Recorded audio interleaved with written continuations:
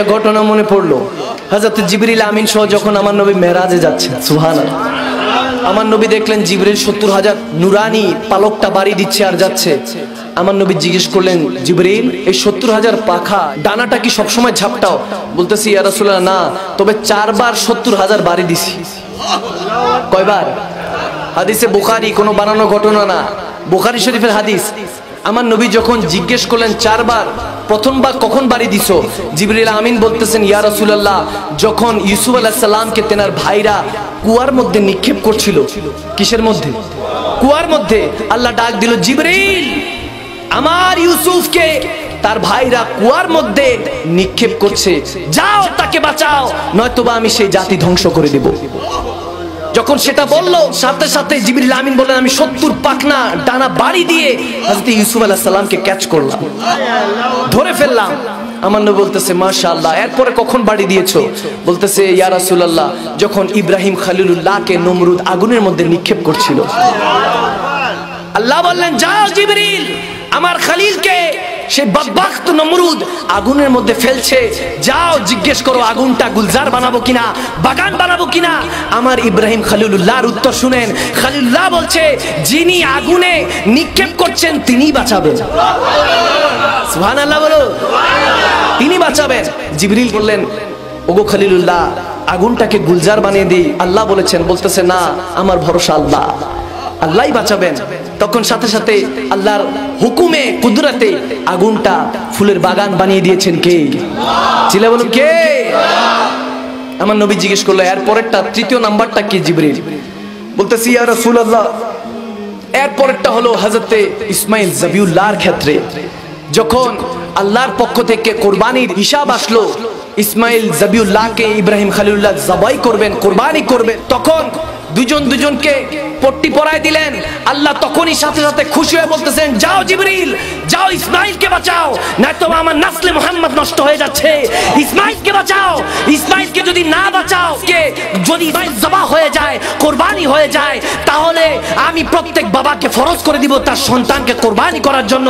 সাথে সাথে জিবরিল আমিন জান্নাত থেকে 70,000 ডানা ঝাপটা দিয়ে ইসমাইল যাবিউল্লাহর জায়গায় একটা দুম্বা রেখে দিলেন। সুবহানাল্লাহ, আল্লাহু আকবার বলেন। এরপর আমার নবী জিজ্ঞেস করে, এর পরেরটা কিভাবে? বলতেছি, ইয়া রাসূলুল্লাহ এর পরেরটা তো বড় মারাত্মক ছিল, ওটা আমি জিবরিল জীবনে ভুলবো না। আমার নবী বলে, কোন সময়? জিবরিল আমিন বলে, ইয়া রাসূলুল্লাহ যখন উহুদের ময়দানে আপনি যুদ্ধ করছিলেন, আপনি উম্মতের খাতিরে যুদ্ধ করছিলেন, আল্লাহর পক্ষ থেকে ইসলামকে বাঁচানোর জন্য যুদ্ধ করছিলেন, ওই সময় বদবখত কাফেররা আপনার দান্দান মুবারক যখন শহীদ করলো, আল্লাহ তাবারক ওয়া তাআলা ডাক দিলেন, এ জিবরিল কোথায় আছো? আমি তখন বেহেশতের মধ্যে ছিলাম। আল্লাহ বললেন, আমার নবী মুস্তাফার যদি রক্ত মুবারক সহ দাঁত মুবারক জমিনে পড়ে, আমি কুল কায়নাত আল্লাহ ধ্বংস করে দিব, আমি ধ্বংস করে দিব। তখন জিবরিল আমিন বললেন, আমার খেয়ালের মধ্যে আসলো কুল কায়নাতের মধ্যে আমি জিবরাইলও পড়ি, ওদিন তো গেছিলাম, আমি জিবরাইলও মরতে মরতে পাচ্ছি। আমি 70,000 পাকনা শক্তি দিয়ে যখন বাড়ি দিলাম, বাড়ি দিয়ে আপনার দাঁত মুবারকটা ধরার আগে দেখি তার উপর দিয়ে আমি জিবরাইলের হাতের উপর দিয়ে আরেকটা হাত ঢুকে গেছে। আমি চোখ খুলে দেখি সেটার কারণে সিদ্দিক আকবরের হাত। আল্লাহু আকবার বলেন। তখন আমি বুঝে গেলাম যে আমি জিবরিলের ক্ষমতা সেখানে শেষ, আপনার আশিকে রাসূলের ক্ষমতা সেখান থেকে শুরু। আমার মনে হয় সেদিন সিদ্দিক আকবর জালালে হালাতে বলেছিলেন, আব মেরি নিগাহোं में जचता नहीं कोई जैसे मेरे मुस्तफा है ऐसा नहीं कोई।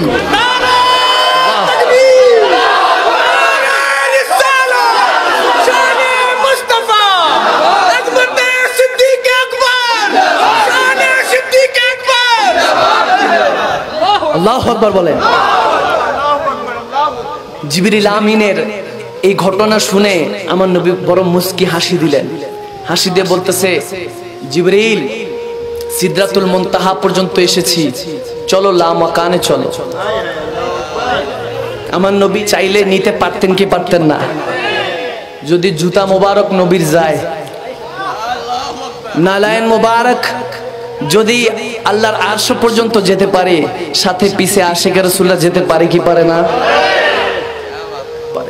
বান্দা কখন ডাকবে?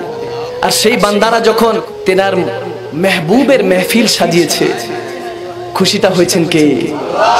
হযরত আমির খসরু रहमतुल्लाह अलैह একটা কালাম মনে পড়ছে, নামিদা নমছে মঞ্জিল বুদ শব জায়ে কে মন বুদম খুদা খুদ মীরে মজলিস বুদে अंदर ला मका खुसरू मोहम्मद शम्मे महफिल बुद शब जाए के मन बुदम। सुभान अल्लाह, मोहम्मद शम्मे महफिल বুদ শব জায়ে কে মন বুদম।